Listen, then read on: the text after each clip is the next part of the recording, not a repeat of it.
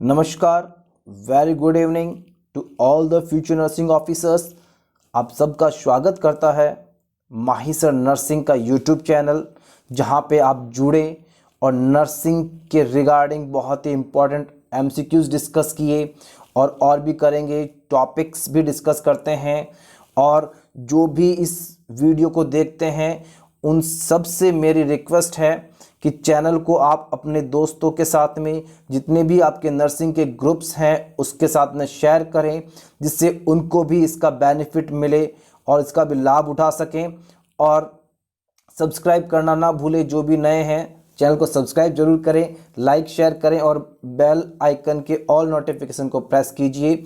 और अपना दायित्व है, अपनी रेस्पॉन्सिबिलिटी जरूर निभाएं और जो भी है कम से कम 10-15 और नए स्टूडेंट्स को जोड़ें, जिससे उनको भी बेनिफिट मिले। तो एमसीक्यू के नेक्स्ट पार्ट के अंदर, जो आज का सेकंड पार्ट है, उसके अंदर डिस्कस करेंगे कुछ इंपॉर्टेंट एमसीक्यूज। तो स्टार्ट करते हैं आज का first question. Maximum amount of vitamin D is present in which of the following. Vitamin D सबसे ज्यादा किस में होता है? ऑप्शन से cod liver oil, B milk, C egg, D fish fat. तो सबसे ज्यादा किस में होगा? आपके कॉड लिवर ऑयल। इसका राइट आंसर क्या है आपका? Cod liver oil A. इसके अंदर कितना होता है आपके? 200 to 750 माइक्रोग्राम पर 100 ग्राम। हर 100 ग्राम के अंदर 200 से 750 माइक्रोग्राम क्या होता है? कॉड लिवर ऑयल के अंदर विटामिन डी प्रेजेंट होता है। मिल्क के अंदर कितना होता है? 1 माइक्रोग्राम पर 100 ग्राम। एग में कितना होता है? 1.25 to 1.5 माइक्रोग्राम पर 100 ग्राम। फिश में कितना होता है? 5 to 30 माइक्रोग्राम पर 100 ग्राम। तो सबसे ज्यादा किसमें होता है? कॉड लिवर ऑयल के अंदर। क्लियर? अब चलते हैं नेक्स्ट क्वेश्चन की ओर। An infection that always occurs in association with hepatitis B.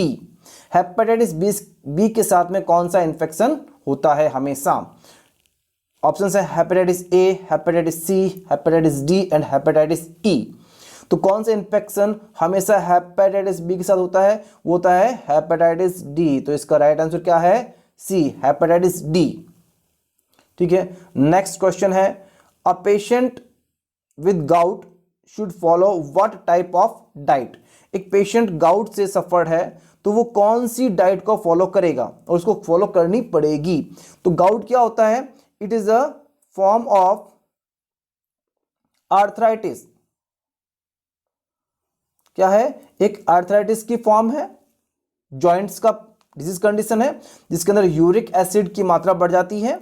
तो उसको हम कौन सी डाइट फॉलो करने के लिए बोलेंगे? तो ऑप्शन है आपके पास high calcium diet, B low purine diet, C potassium modified diet and D renal diet. तो इसका जो ऑप्शन है, करेक्ट ऑप्शन है, वो है आपका लो प्यूरिन डाइट, मींस बी इसका राइट आंसर है। लो प्यूरिन डाइट कौन कौन सी होती है? एक होती है व्हाइट ब्रेड, पास्ता,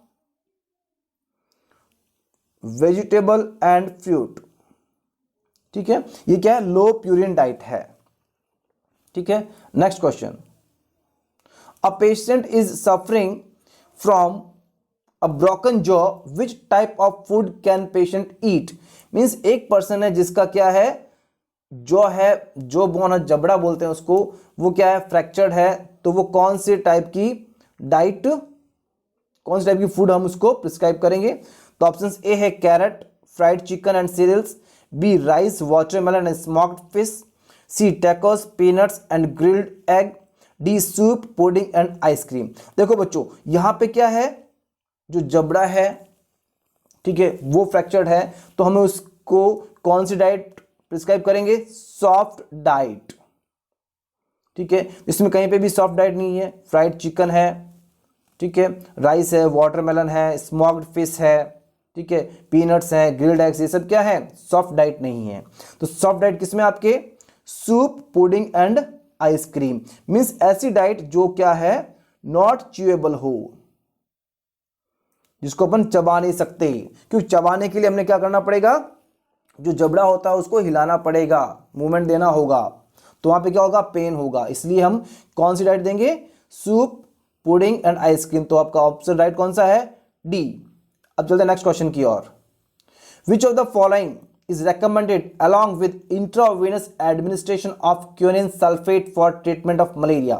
देखिए बच्चों यहाँ पे क्या पूछा है, मलेरिया के ट्रीटमेंट के अंदर अपन क्या देते हैं, क्यूनिन सल्फेट देते हैं। तो उसके साथ हम और क्या रिकमेंड करेंगे, ऑप्शन है आपके पास A hydrocortisone, B multivitamin, C glucose, D calcium gluconate. जो मलेरिया होता है उसके अंदर क्या होने की कंडीशन ज्यादा होती है, हाइपोग्लाइसीमिया। तो हाइपोग्लाइसीमिया को ट्रीट करने के लिए हम किसकी आवश्यकता होती है, ग्लूकोज की आवश्यकता होती है। इसके लिए जो राइट आंसर कौन सा होगा आपका, ग्लूकोज, सी। तो क्यूनिन सल्फेट के साथ हम क्या देते हैं, ग्लूकोज देते हैं। अब चलते हैं नेक्स्ट क्वेश्चन की ओर। Which of the following drug cause grey baby syndrome. इसमें से कौन सी ड्रग है जो ग्रे बेबी सिंड्रोम कॉज करती है।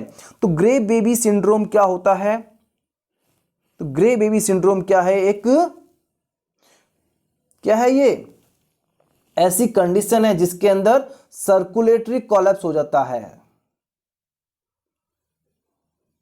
सर्कुलेटरी कोलैप्स, ठीक है, प्री मैच्योर बेबीज में, ठीक है। और सर्कुलेटरी कोलैप्स होगा तो क्या होगा, उसकी कंडीशन कैसी हो जाएगी, आपकी ब्लड वेसल्स कैसी हो जाएगी, आपकी ग्रे कलर की, इसलिए वो ग्रे बेबी सिंड्रोम होता है। किसकी वजह से होता है, ऑप्शन है आपके chloramphenicol, B gentamicin, C tetracycline and D penicillin. और इसका जो राइट आंसर है वो है क्लोरामफिनेकॉल ए। इसकी वजह से क्या होता है, इसके अंदर क्या होता है, आपके ग्रे बेबी सिंड्रोम डेवलप होने के चांसेस होते हैं, ठीक है। अब जो नेक्स्ट क्वेश्चन की ओर। The first dose of hepatitis B vaccine is to baby at. एक बेबी को अपन हेपेटाइटिस बी की फर्स्ट डोज कब देंगे, देखो बच्चों फर्स्ट डोज की बात की है, ऑप्शंस हैं A 14 week, B 10 week, C 6 week and D birth. और हेपेटाइटिस बी की फर्स्ट डोज अपन कब देते हैं, बर्थ पर, या फिर एज सून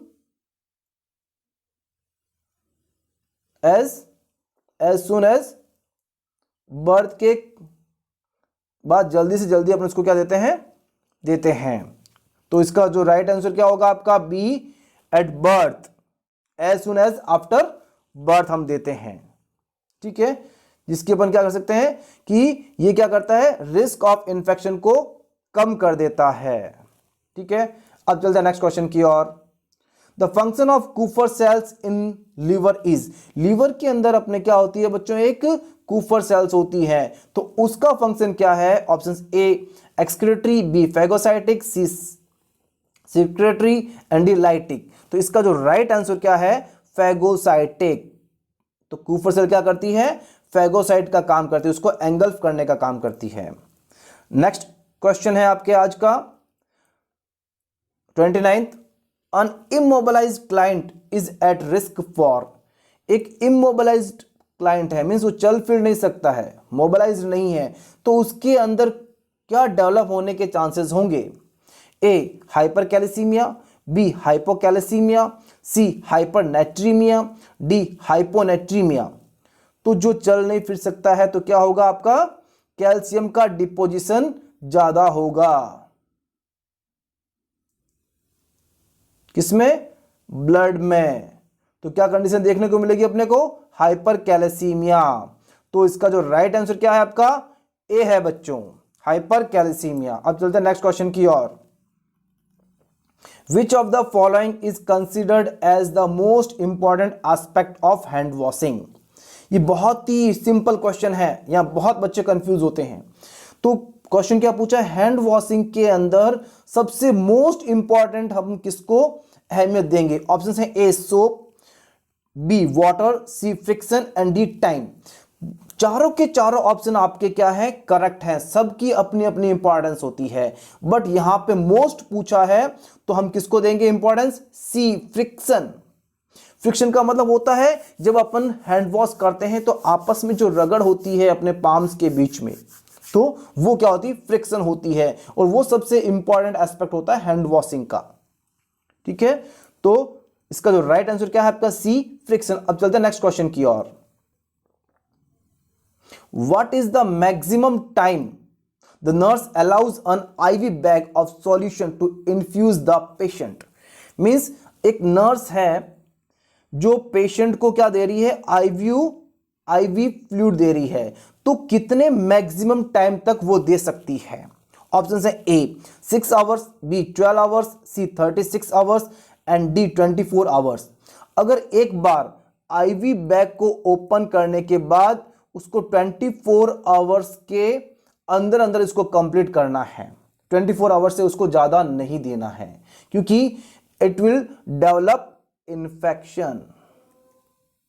तो इसके अंदर हम क्या करेंगे कि 24 आवर्स के अंदर अंदर उसको इन्फ्यूज करना। तो मैक्सिमम टाइम कितना हो गया, 24 आवर्स। तो इसका जो राइट आंसर क्या है, डी 24 आवर्स। अब चलते हैं नेक्स्ट क्वेश्चन की ओर। A patient is to receive 2000 ml of IV fluid in 12 hours. Drop factor is 10 GTT per ml. At how many drops per minute a nurse set the flow rate? Means nurse को क्या करना है कि 2000 ml 12 घंटे में IV fluid infuse करना है, और ड्रॉप फैक्टर है आपका 10 ड्रॉप। GTT का मतलब क्या होता है, 10 ड्रॉप पर ml है, और फ्लो रेट हमें पता करनी है। देखो बच्चों, यहां पे एक फॉर्मूला होता है फ्लो रेट फाइंड आउट करने के लिए। इसके अंदर क्या करते हैं, इसमें सबसे पहले क्या आता है, अमाउंट टू इन्फ्यूज, हमें कितना अमाउंट इन्फ्यूज करना है, और टाइम क्या है अपने पास मिनट में, और इनटू ड्रॉप फैक्टर। ठीक है, तो हमारे पास में क्या है, अमाउंट कितना है 2000 ml, टाइम क्या अपने पास 12 आवर्स इंटू 60 मिनट्स, क्योंकि एक आवर में कितने होते हैं 60 मिनट्स, यहां पे मिनट में काउंट करना है, और ड्रॉप फैक्टर कितना है 10। ठीक है, तो ऑप्शन 0 से 0 कट हो जाएगा, तो अपने पास क्या बचेगा बच्चों, 2000 अपॉन 72। इसको अपन सॉल्व आउट करेंगे तो अपने पास ऑप्शन क्या आएगा, 27.72 ड्रॉप पर मिनट। तो इसका अपना राइट आंसर कौन सा है, अपने सी राइट आंसर है, 28 ड्रॉप्स पर मिनट, 27 के पास में है। तो इस तरीके से हमें अगर ऐसे क्वेश्चन आते हैं उसको ऐसे करना है। Next question, a sum of all chemical reaction in the body is termed as. अपने बॉडी के अंदर जितनी भी केमिकल रिएक्शंस होती हैं उन्हें हम क्या कहते हैं, ए मेटाबॉलिज्म, बी फिजियोलॉजी, सी हेमोस्टेसिस, डी डायनामिक फीडबैक।